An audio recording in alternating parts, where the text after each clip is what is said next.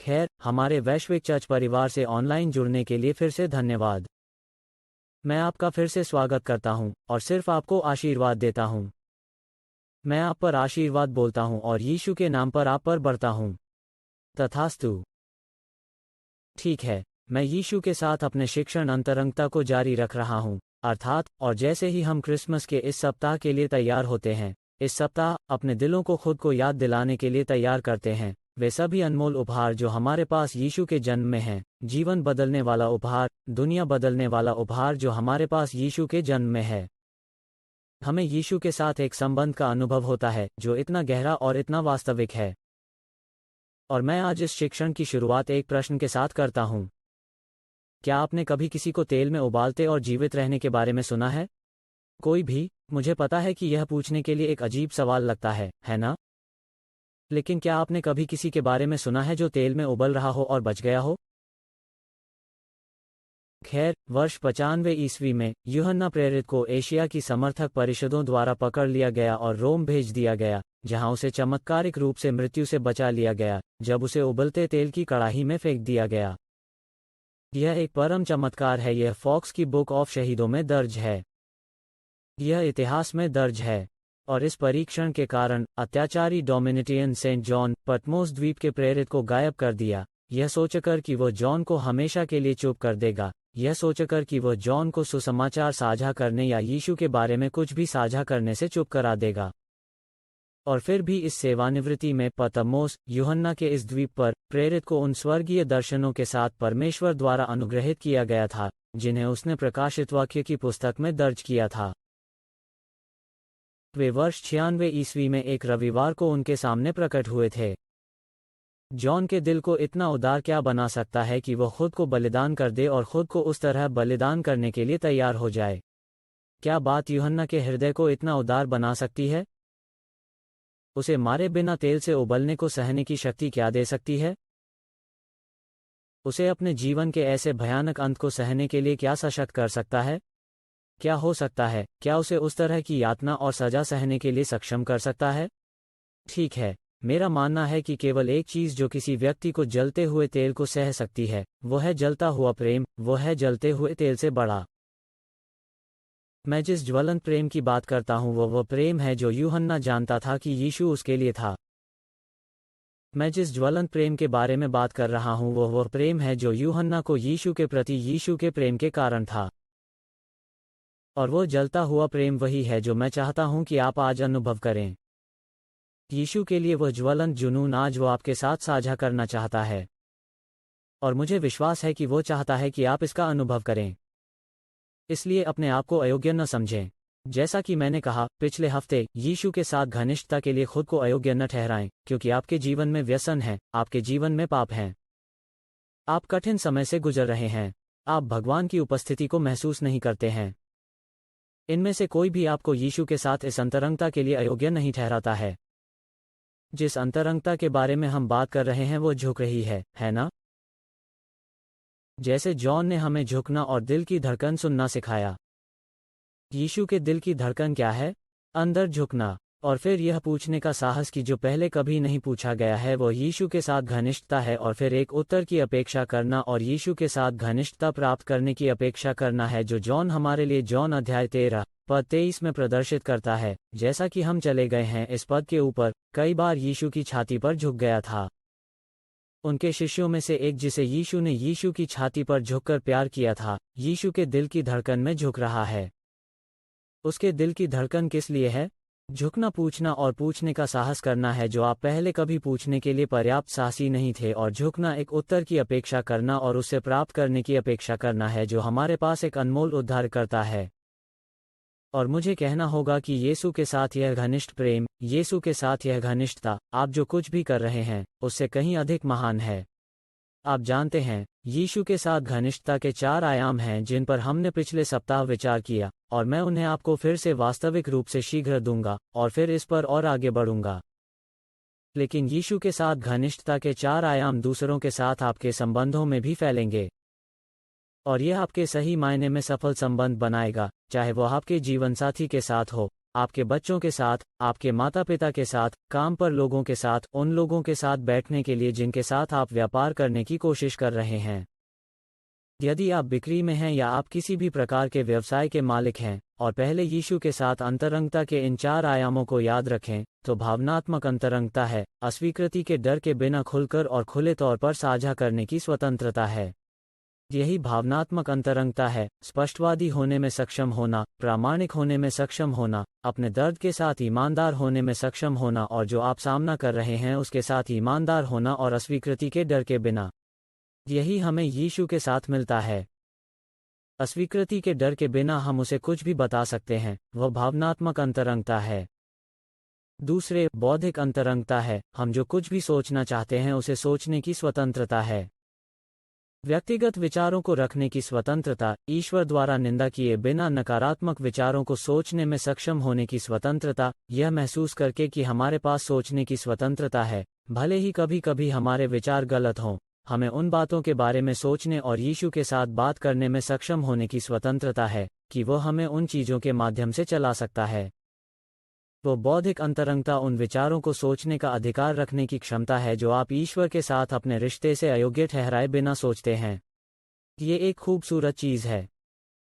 और मुझे लगता है कि यह कुछ ऐसा है जिसे हम कभी कभी भूल जाते हैं। भले ही हम अपने दिमाग को नवीनीकृत करना चाहते हैं, हमें यह महसूस करने की आवश्यकता नहीं है कि हमारे नकारात्मक विचार या हमारे गलत विचार हमें भगवान से अलग कर रहे हैं। वे वास्तव में नहीं हैं। हमें उससे कोई अलग नहीं कर सकता। हमें उसके प्यार से कोई अलग नहीं कर सकता और वो प्यार है ना? तो फिर अनुभवात्मक अंतरंगता है, यानी बिताया गया समय। वो है प्रार्थना में यीशु के साथ समय बिताना, उसके साथ समय बिताना, परमेश्वर का वचन पढ़कर या परमेश्वर का वचन बोलकर उसके साथ समय बिताना, अपनी भाषा में प्रार्थना करके उसके साथ समय बिताना और उसके साथ प्रार्थना करके समय बिताना। तेरी स्वर्गीय भाषा और तेरी स्वर्गीय भाषा में उसका गीत गाते हुए। पहला कुरिन्थियों 14:14-17 कहता है कि जब मैं आत्मा से प्रार्थना करता हूँ, तो मेरी आत्मा प्रार्थना करती है। जब मैं अन्य भाषा में प्रार्थना करता हूँ, तो मेरी आत्मा प्रार्थना करती है। मेरी समझ निष्फल है, तो क्या है, निष्कर्ष की सांत्वना क्या है? तब मैं अपनी आत्मा से प्रार्थना करूँगा और अपनी समझ से प्रार्थना करूँगा। मैं अपनी आत्मा से गाऊँगा और मैं अपनी समझ से गाऊँगा। तो उन दोनों को करना यीशु के साथ वास्तविक अनुभवात्मक अंतरंगता प्राप्त करने का एक और तरीका है। और चौथा, आध्यात्मिक आत्मीयता होती है।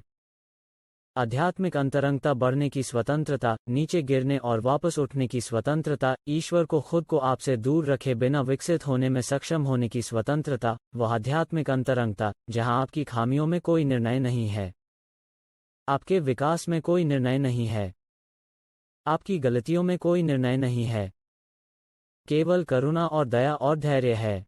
यही आध्यात्मिक अंतरंगता है। असफल होने में सक्षम होने के नाते, उसके बिना गिरने में सक्षम होने के कारण एक निंदा करने वाला दिल या भगवान की निंदा की गई चुप्पी, क्योंकि वो आपको कभी नहीं छोड़ेगा या आपको कभी नहीं छोड़ेगा। वो खुद को आपसे कभी नहीं खींचेगा। यीशु के साथ हमारा कितना सुंदर रिश्ता है। ये 4 अंतरंगता या अंतरंगता के 4 आयाम हैं जो हमें यीशु और भावनात्मक अंतरंगता और बौद्धिक अंतरंगता, अनुभवात्मक अंतरंगता और आध्यात्मिक अंतरंगता के साथ मिलते हैं। ये सभी चीज़ें हम अन्य लोगों के साथ भी अनुभव कर सकते हैं, क्योंकि जब आप यीशु के साथ घनिष्ठता रखते हैं, तो यह आपके अन्य संबंधों में फैल जाती है। आप जानते हैं, एक ही चर्च के पादरी होने के 28 वर्षों में, उन सभी वर्षों में, यह चर्च, जीवन बदलने वाला चर्च, मेरा चर्च, आपका चर्च, हमारा चर्च, भगवान का चर्च, है ना? हमने केवल देखा है, और मैं वास्तव में 1 या 2 से अधिक के बारे में सोच भी नहीं सकता, लेकिन हमने केवल कुछ मुट्ठी भर लोगों के तलाक देखे हैं जिनकी शादी इस चर्च में हुई थी। अब और भी हो सकता है जिसके बारे में मैं नहीं जानता, लेकिन और निश्चित रूप से ऐसे लोग भी हैं जो तलाकशुदा हैं जो यहाँ आए हैं और शायद आपके पास हैं, शायद आप तलाक के माध्यम से रहे हैं और बहुत दर्द है उससे जुड़े। इसलिए मैं आपको अलग थलग करने की कोशिश नहीं कर रहा हूँ या तलाक लेने के लिए आपकी आलोचना बिल्कुल नहीं कर, लेकिन मैं जो कह रहा हूँ वह यह है कि जब लोगों का यीशु के साथ घनिष्ठ संबंध रहा है, तो इस बात की बहुत कम संभावना है कि वे अपने जीवनसाथी सहित दूसरों के साथ अपने संबंधों में असफल होने जा रहे हैं।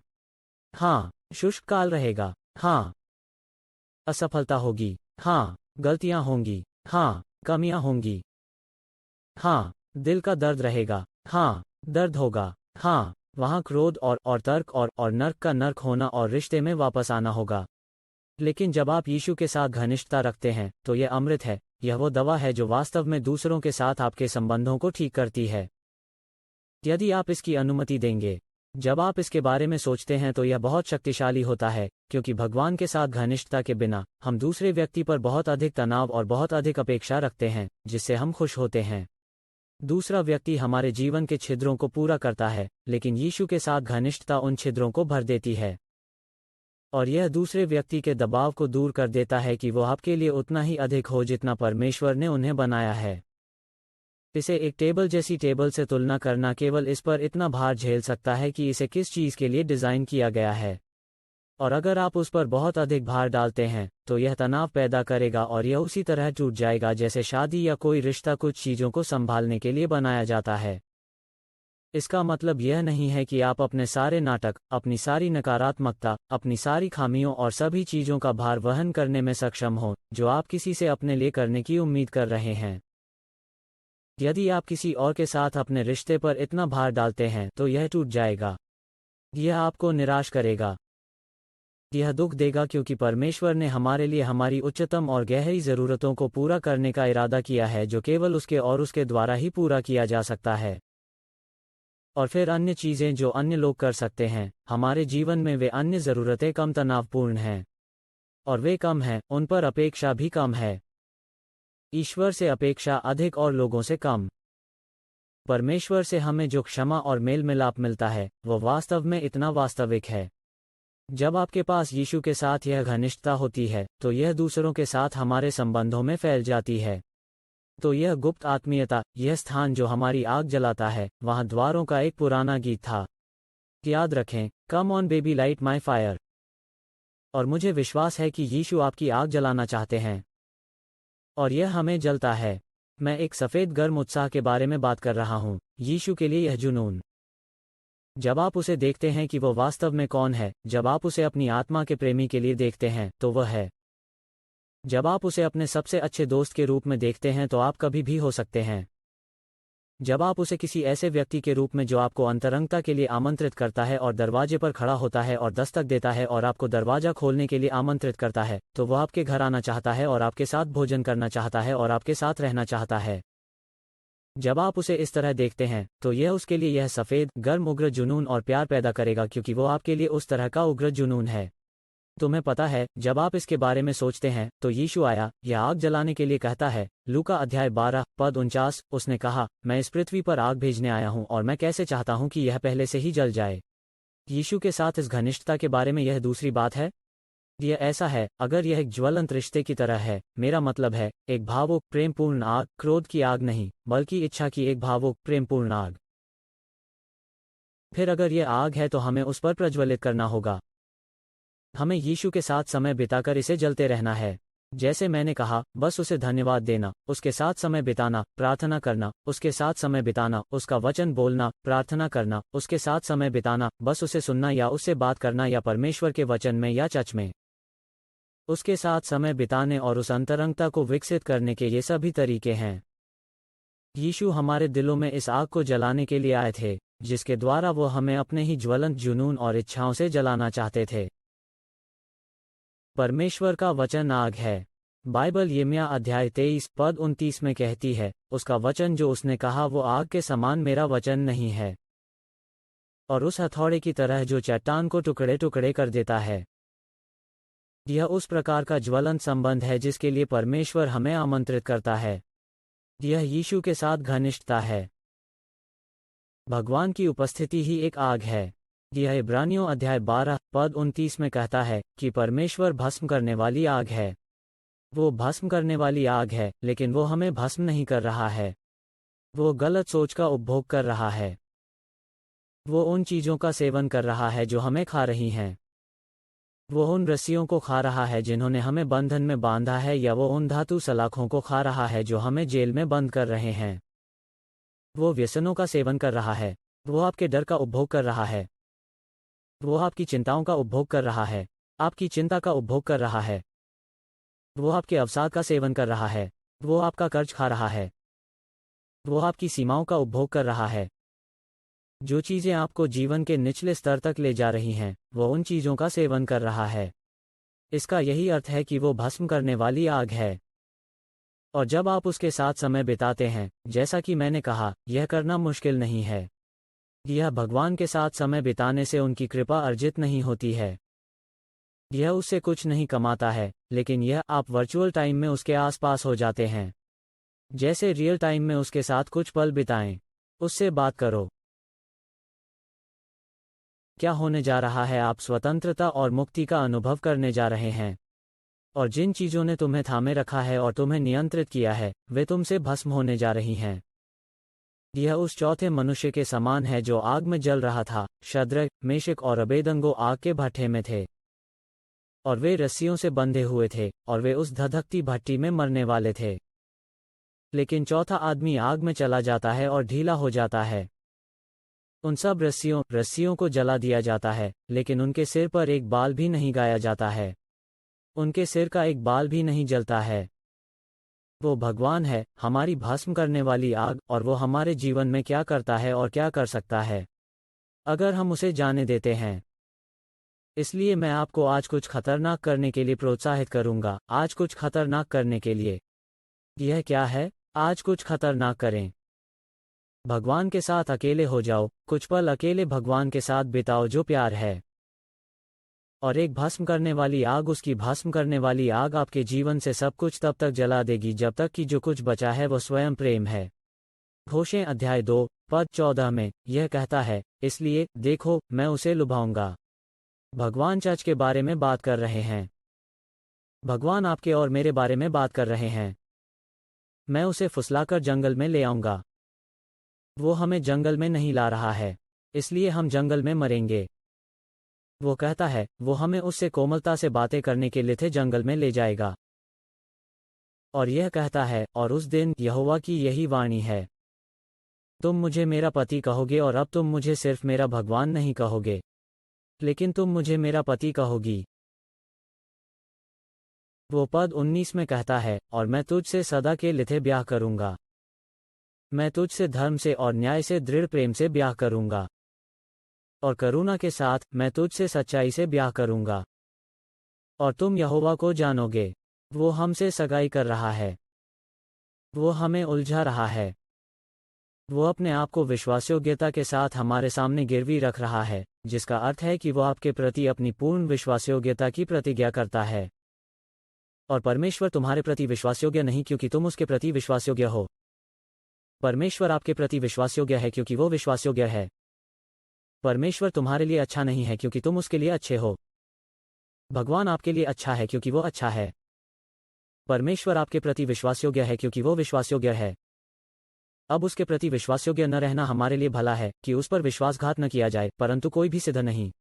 और परमेश्वर उस तरह से आपका न्याय नहीं कर रहा है। वो चाहता है कि आप उसकी विश्वासयोग्यता के आधार पर उससे संबंधित हों। वो चाहता है कि आप अपनी बेवफाई के दोष के बिना उसके पास आएं। वो चाहता है कि आप उसकी सच्चाई के आधार पर उसके पास आएं। आप उसकी वफादारी के आधार पर उसके साथ समय बिता सकते हैं, लेकिन मुझे आशा है कि यह आपको समझ में आता है और आप इससे प्रोत्साहित होते हैं। यह आपको बुरा महसूस कराने के लिए नहीं है क्योंकि आपने परमेश्वर के साथ पर्याप्त समय नहीं बिताया है।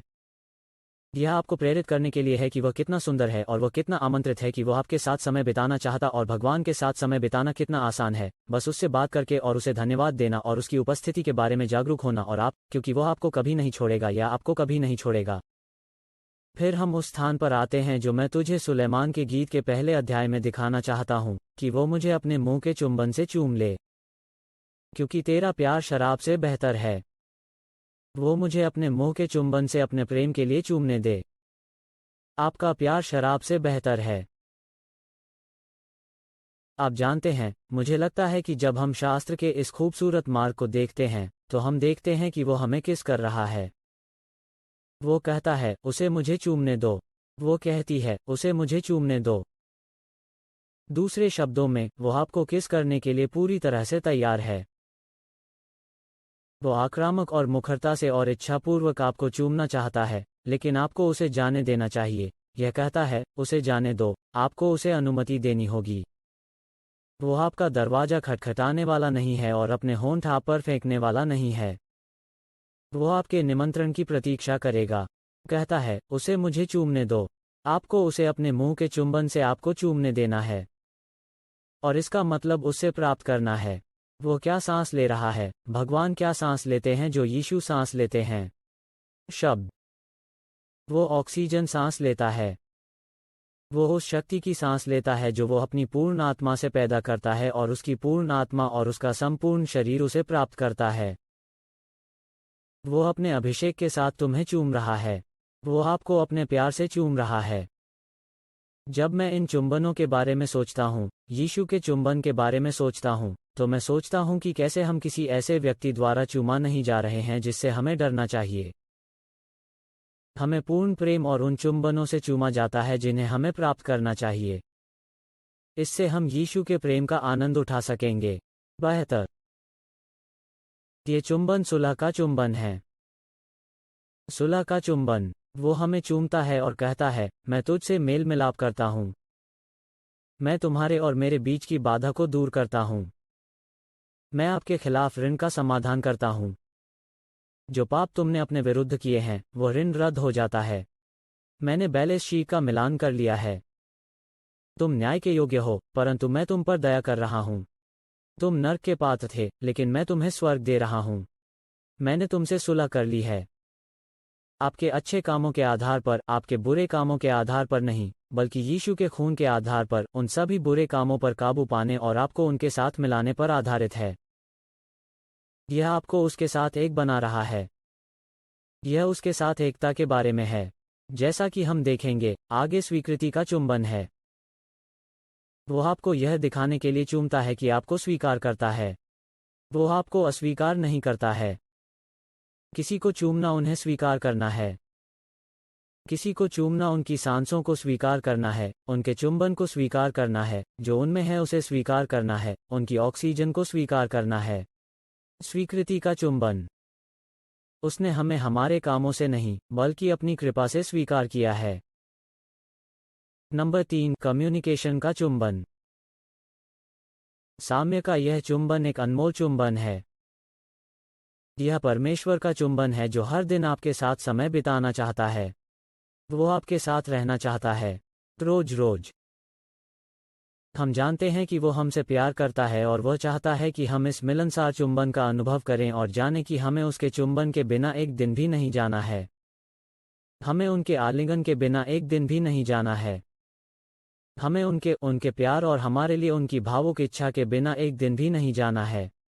वो नहीं बदलता है। वो एक आदमी नहीं है कि वो बदल जाएगा। बाइबल कहती है कि वो तुम पर क्रोधित नहीं होता। वो आपके साथ अपना रिश्ता नहीं बदलता है। वो वफादार है और वो सुसंगत है। और वो अटल है। यह स्वागत के चुंबन की ओर जाता है। एक दिन ऐसा होगा जब हम उसके मेल मिलाप का चुंबन, उसकी स्वीकृति का चुंबन, उसका मिलन का चुंबन प्राप्त करेंगे। हम उसमें रह सकते हैं। हम उन चुंबनों में उस दिन तक रह सकते हैं जब तक हम प्रभु के साथ रहने के लिए घर नहीं जाते जहां हमारे पास स्वागत का चुंबन होगा। स्वागत का चुंबन यह है कि वो हमें स्वर्ग में ग्रहण करेगा। रिसेप्शन लेना है। वो हमें हमारे अनंत निवास स्थान में ग्रहण करेगा। वो हमें स्वर्ग में प्राप्त करेगा। स्वागत का चुंबन और फिर चुंबन, समापन का, जो हमारे दिलों को स्वर्ग के आनंद से भर देता है। देखिए, जैसे हम मेल मिलाप का चुंबन प्राप्त करते हैं, जैसे जैसे हम स्वीकृति का चुंबन प्राप्त करते हैं, जैसे जैसे हम भोज का चुंबन प्राप्त करते हैं, वैसे वैसे परमेश्वर हमें स्वीकृति के चुंबन और स्वर्ग में स्वागत के चुंबन के लिए तैयार कर रहा है। और वो हमें पराकाष्ठा के चुंबन के लिए तैयार कर रहा है, जहां हम केवल उसकी उपस्थिति के आधार पर आनंद से भस्म हो जाएंगे। हमारे जीवन में उसकी उपस्थिति के कारण हम पूरी तरह से आनंद और प्रेम से भस्म हो जाएंगे। अब हमें इस अंतरंगता के लिए क्या जगाता है? जो हमें यीशु के साथ इस घनिष्ठता का अधिकार देता है वो है परमेश्वर की कृपा। ईश्वर की कृपा। मैं आपको विश्वास के महान पिताओं में से एक से पढ़ना चाहता हूं। उसका नाम एडवर्ड फिशर है। उन्होंने 1650 में एक किताब लिखी। 1650 में उन्होंने ये अविश्वसनीय पुस्तक लिखी। वो कहता है, मैं तुमसे मसीह की ओर से और आत्मा के हाथ से कहता हूँ कि तेरा मनुष्य ग्रहण किया जाता है, तू ग्रहण किया जाता है। आपके पाप दूर हो गए हैं और आप बच गए हैं और आप बच जाएंगे। और यदि स्वर्ग का कोई दूत तुझसे कहे, नहीं, तो वह शापित हो। इसलिए आप निस्संदेह यह निष्कर्ष निकाल सकते हैं कि आप एक सुखी व्यक्ति हैं। और हमारे मामले में एक खुश आदमी या एक खुश महिला, वो कहता है कि इसके माध्यम से आप मसीह के साथ मेल खाते हैं। तुम उसके साथ एक हो गए हो और एक उसमें, तुम उसमें बसते हो। और वह और तुम पहले के अनुसार यूहन्ना 4:13, वह तुम्हारा प्रिय है। और आप सुलेमान के गीत 2:16 के अनुसार उसके हैं, ताकि मसीह और आपके बीच विवाह एक विशेष आध्यात्मिक और वास्तविक मिलन के रूप में आपके मन की धारणा या विचार या आशंका से अधिक हो। मसीह के साथ आपका मिलन उसके स्वभाव के साथ है। तुम हो, ईश्वर और मनुष्य के बीच एक मिलन है, अब बुन रही है। और यह आपको न केवल एक उद्धारकर्ता के साथ आपकी आशंका में बंद कर रहा है, बल्कि आपकी आत्मा को भी एक उद्धारकर्ता के साथ बंद कर रहा है, जहां से इसे पालन करने की आवश्यकता है कि आपकी निंदा नहीं की जा सकती है। आपकी निंदा नहीं की जा सकती जब तक कि आपके साथ मसीह की निंदा न की जाए। चूंकि हम उसके साथ एक हैं, हमारी निंदा केवल तभी की जा सकती है जब मसीह की निंदा की जाए, और उसकी कभी निंदा नहीं की जाएगी, इसलिए न ही आप, क्योंकि आप मसीह में हैं। न ही मसीह को बचाया जा सकता है जब तक कि आप उसके साथ नहीं बचाए जाते। इसलिए उसे बचाया नहीं जा सकता और न ही आपको बचाया जा सकता है। क्योंकि यदि तुम उसके साथ एक हो और वह तुम्हारे साथ एक हो और वो बच गया हो और वो मरे हुओं में से जी उठा हो, तो तुम भी उद्धार पाओगे और मरे हुओं में से जी उठोगे। वो आपके अलावा नहीं बचाया जा सकता है, उसकी निंदा नहीं की जा सकती। इसलिए न तो तुम, यहाँ तक कि विवाह के माध्यम से भी, एक पुरुष और उसकी पत्नी के बीच, यहाँ तक कि सभी चीज़ें सामान्य नहीं हो सकती। तो इस आध्यात्मिक विवाह के माध्यम से मसीह और आपके बीच सभी चीज़ें सामान्य हो जाती हैं, क्योंकि जब मसीह ने अपने पति या पत्नी से अपने आप में विवाह किया है, तो वह अपनी सारी संपत्ति उसके अधीन कर देता है, ताकि जो कुछ भी मसीह है, आप वही हो जो मसीह के पास है। और इसलिए आप निडरता से घोषणा कर सकते हैं कि वो मेरे लिए बनाया गया है। पहले कुरिन्थियों के अनुसार 1:30, वो मेरे लिए परमेश्वर की ओर से ज्ञान, धार्मिकता, पवित्रता और छुटकारे के लिए बनाया गया है। इसलिए जैसा कि यिर्मयाह 23:6 में मसीह को धार्मिकता का प्रभु कहा जाता है, वैसे ही चर्च ने प्रभु को यिर्मयाह 33:16 में हमारी धार्मिकता कहा है। जैसा कि मैं आज बंद कर रहा हूं, मैं आपको केवल प्रोत्साहित करना चाहता हूं। ईश्वर को समय दें। आप जानते हैं, भगवान हमें स्वास्थ्य बहाल करते हैं। भगवान हमें आशीर्वाद बहाल करता है।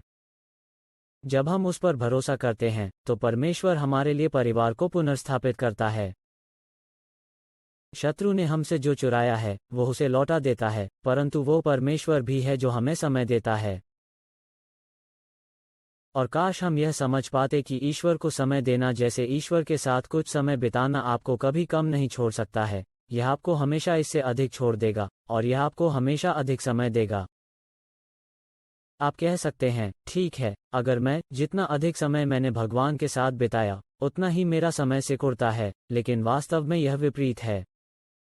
जितना अधिक समय आप ईश्वर के साथ बिताते हैं, आपका समय कई गुना बढ़ जाता है, क्योंकि ऐसी कोई चीज़ नहीं है जिसे आप ईश्वर को दे सकते हैं कि वह आपको अधिक बदले में वापस नहीं देगा।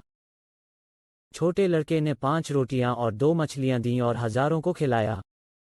पतरस ने अपनी नाव मछलियों को दी, और उसकी नाव मछलियों से भर गई। जब वह रात भर कुछ न पकड़ी थी, तो जो कुछ हम बोएंगे वो परमेश्वर की ओर से काटेगा। यीशु ने जो दिया था वह तुम्हें अच्छा नाप दिया जाएगा, दबाया जाएगा, एक साथ हिलना और दौड़ना।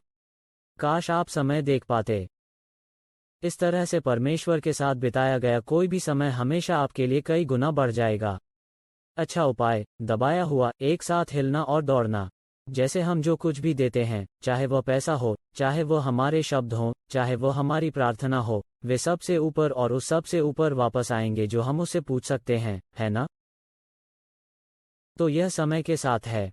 और यदि आप इसे पकड़ लेते हैं, तो आप देखेंगे कि आपके पास वास्तव में वो खजाना होगा जो यह दुनिया सहभागिता के खजाने के लिए तरसती है, मसीह के साथ मिलन का खजाना, यीशु के साथ और उसके पास जहां भी है, आपके पास जहाँ भी है, जहाँ भी वह है जाता है, आप उसके साथ हैं। जहाँ भी तुम जाओ, वो आपके साथ है। आप जिस भी चीज़ से गुजरते हैं, आप कभी अकेले नहीं होते।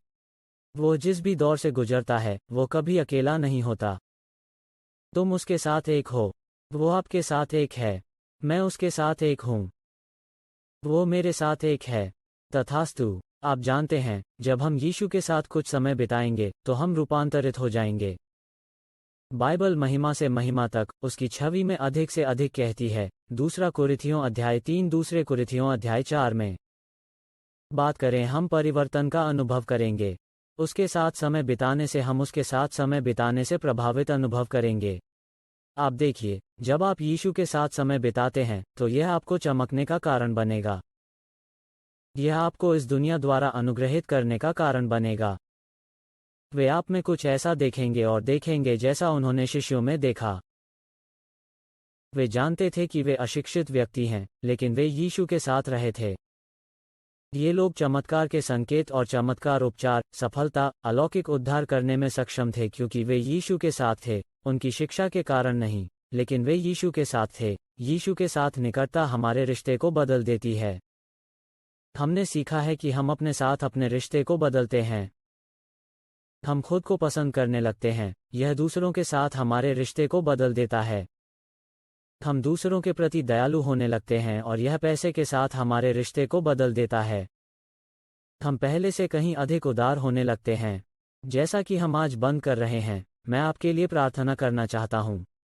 लेकिन इससे पहले कि मैं उन लोगों के लिए प्रार्थना करूं जो बचाना चाहते हैं, मैं आपको एक शास्त्र की याद दिलाना चाहता हूं क्योंकि मैं कुछ खास करना चाहता हूं।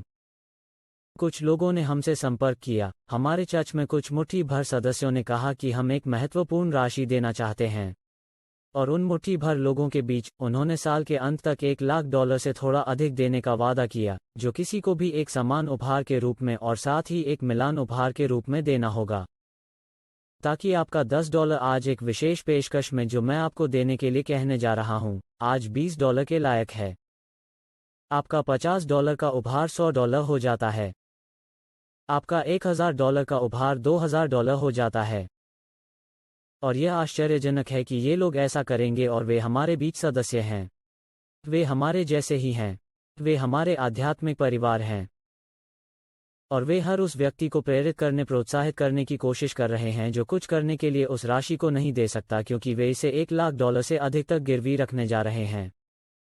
और इसलिए मैं आपसे इस समय हमारी सेवा में कुछ देने के लिए कहना चाहता हूं। स्क्रीन पर एक जगह है जिसे आप एक विशेष उपहार दे सकते हैं।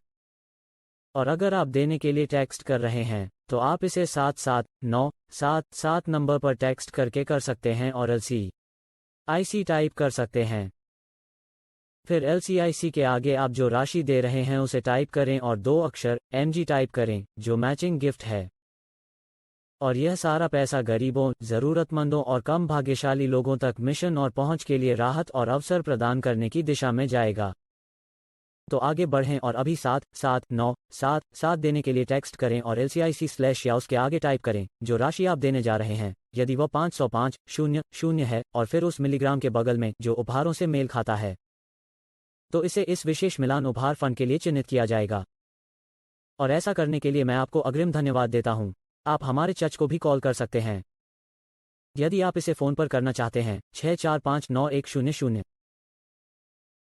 आप इसे मेल कर सकते हैं। आप अपनी स्क्रीन पर पता देखते हैं, लेकिन वास्तव में ऐसा करने का सबसे अच्छा तरीका है कि नंबर 77977 पर टेक्स्ट करें। और मैं तेरा धन्यवाद करना चाहता हूं कि नीतिवचन 19:17 कहता है कि यदि तू कंगालों की सहायता करे तो यहोवा को उधार दे और वह तुझे लौटा देगा, वो तुम्हें चुका देगा। बहुत खूब। जब हम गरीबों को उधार देते हैं तो हम गरीबों को उधार देते हैं, हम भगवान को उधार देते हैं।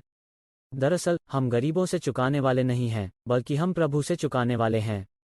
और वो जानता है कि यह कैसे करना है। और वो इस सुंदर पद्य के अनुसार और इसके बारे में बोलने वाले कई अन्य छंदों के अनुसार करेगा। तो हम साल के अंत की ओर सही हैं, है ना? हम वर्ष के अंत से कुछ ही दिन दूर हैं। अभी अपना उपहार बनाएं, इसे दोगुना करें और इस मिलान उपहार को समर्थन दें और अपने उपहार को दोगुना करें जैसा आप आज देते हैं। हे प्रभु, धन्यवाद देने वाले प्रत्येक व्यक्ति के लिए धन्यवाद कि यह उनके पास कई गुना बढ़ जाएगा। इन कीमती सदस्यों के लिए धन्यवाद जिन्होंने इस मैचिंग फंड उपहार प्रतिज्ञा को बनाया है। और हम आपको केवल धन्यवाद देते हैं कि हमारे 1 लाख जो उन्होंने प्रतिज्ञा की है, वे प्रत्येक व्यक्ति द्वारा यीशु के नाम पर कुछ करने के परिणामस्वरूप 200,000 से अधिक होता था। अब इसके लिए अग्रिम धन्यवाद। और अभी ऐसा करने के लिए आपका धन्यवाद। लेकिन यदि आपने कभी यीशु को अपने उद्धारकर्ता और प्रभु के रूप में ग्रहण नहीं किया है, तो हम अभी तक नहीं जा रहे हैं। मैं आपको तब तक जाने नहीं दे रहा हूं जब तक कि आपके पास आज बचाए जाने का कम से कम एक मौका ना हो। एक मौके पर यह जानने के लिए कि जब आप मरते हैं तो आप स्वर्ग में जाते हैं। यदि आपने यीशु को अपने जीवन में ग्रहण करने के लिए उस प्रार्थना को कभी नहीं किया है, तो मेरे साथ जोर से यह प्रार्थना करें। बस प्रार्थना करें कि स्वर्गीय पिता, मैं अपने जीवन में यीशु मसीह को अपने उद्धारकर्ता के रूप में आमंत्रित करता हूं और प्रभु, आओ प्रार्थना करें कि मैं यीशु मसीह को अपने जीवन में आमंत्रित करूं, मेरे उद्धारकर्ता के रूप में। मुझे विश्वास है कि यीशु मेरे पापों के लिए मरा। मुझे विश्वास है कि यीशु मरे हुओं में से जी उठा। और मैं घोषणा करता हूं, चलो यह कहो, और मैं घोषणा करता हूं कि यीशु ही प्रभु है।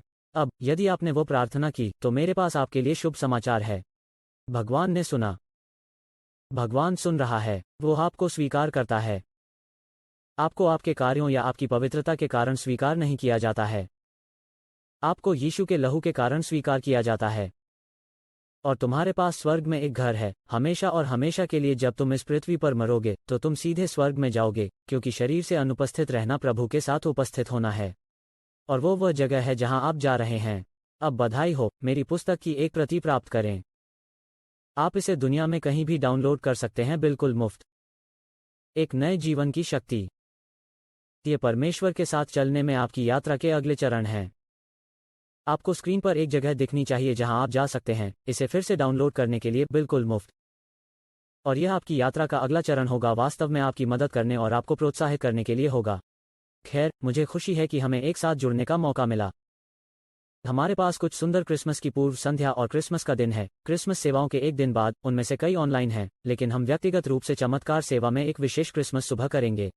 इसलिए यदि आप उस क्षेत्र में हैं, तो सुनिश्चित करें कि इसके लिए यहां रहें, लेकिन यह ऑनलाइन भी होगा। दुनिया भर में आप में से उन लोगों और परिवार के लिए मैं आप लोगों को प्यार करता हूं।